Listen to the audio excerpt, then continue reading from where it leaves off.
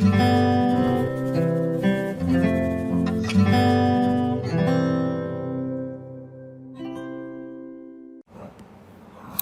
month, Mrs. Ramesh spent 1/6 of salary on a washing machine. She spent 2/3 of the remaining money on a microwave and saved the rest of her money. Given that she saved this much, how much was her salary last month? Now, washing machine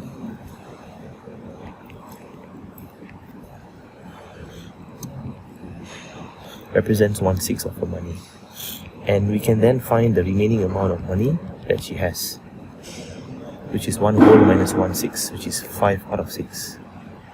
Now she spent 2/3 of the remaining on a microwave oven.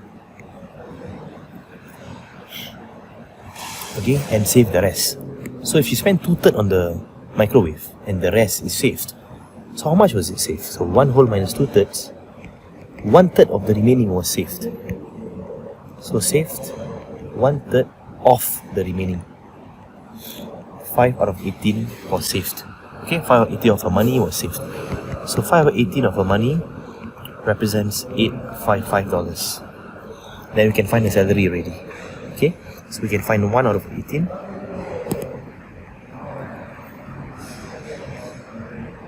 It's a unitary method now. Okay, so 855 divided by 5,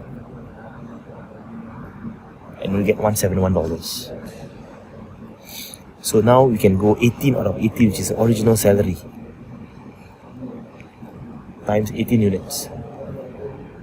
And that will give you $3,078 for Mrs. Ramesh's salary.